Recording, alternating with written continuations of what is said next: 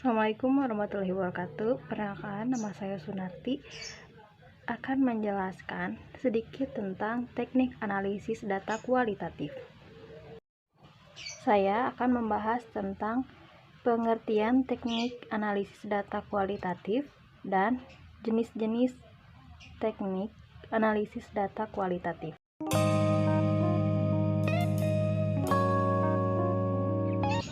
Yang pertama ada pengertian teknik analisis data kualitatif.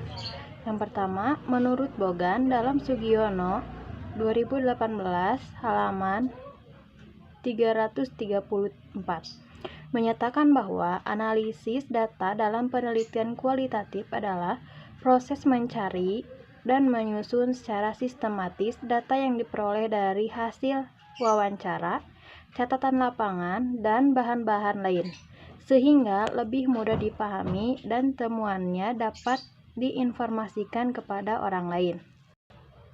Pengertian yang kedua, menurut Sugiono dalam bukunya tahun 2018 halaman 335, teknik analisis data kualitatif adalah bersifat induktif, yakni suatu analisis berdasarkan data yang diperoleh, selanjutnya dikembangkan pola hubungan tertentu atau menjadi hipotesis. Kemudian, berdasarkan hipotesis tersebut, maka dicarikan data lagi, sehingga berulang-ulang, hingga dapat disimpulkan apakah hipotesis tersebut dapat diterima atau ditolak. Dan yang ketiga, menurut Susan Steinbeck, analisis data adalah hal yang kritis dalam proses penelitian kualitatif. Hal ini berarti mengkaji dan memahami hubungan-hubungan dan konsep dalam daya, sehingga hipotesis dapat dikembangkan dan dievaluasi. Yang keempat, menurut Miles dan Huberman, yang paling serius dan sulit dalam analisis data kualitatif adalah karena metode analisis belum dirumuskan dengan baik. Dan yang terakhir, menurut Nasution, melakukan analisis adalah pekerjaan yang sulit, memerlukan kerja keras, daya kreatif, serta kemampuan intelektual.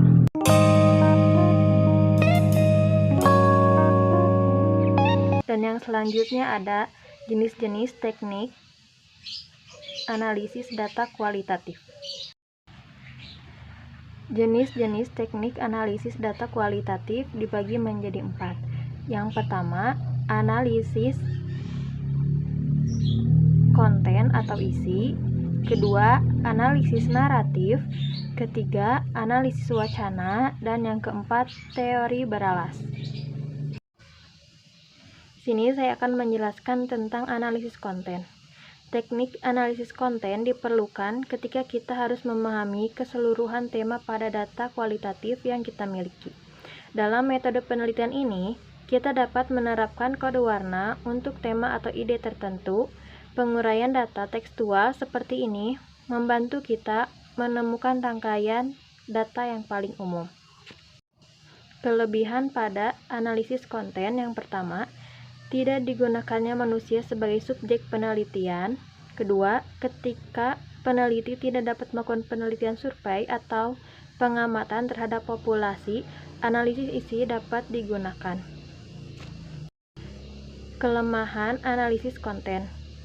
Pertama, hanya meneliti pesan yang tampak.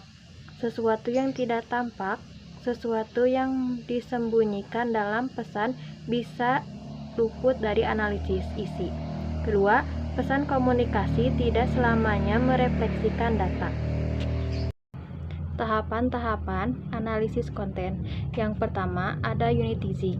Adalah upaya untuk mengambil data yang tepat dengan kepentingan penelitian yang mencangkup teks, gambar, suara, dan data-data lain yang dapat diobservasi. Lanjut. Yang kedua ada sampling. Adalah cara analisis untuk menyederhanakan penelitian dengan membatasi observasi yang merangkum semua jenis unit yang ada. 3. Ada recording. Dalam tahap ini, peneliti mencoba menjembatani jarak antara unit yang ditemukan dengan pembacanya.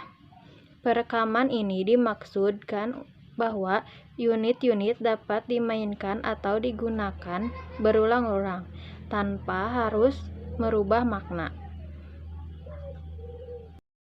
Selanjutnya ada tahap reduksi. Tahap ini dibutuhkan untuk penyediaan data yang efisien. Secara sederhana, unit-unit yang disediakan dapat disandarkan dari tingkat frekuensinya. Yang selanjutnya ada tahap inferring. Tahap ini mencoba menganalisa data lebih jauh, yaitu dengan mencari makna data unit-unit yang ada. Dan tahap yang terakhir ada narasi. Merupakan tahap yang terakhir.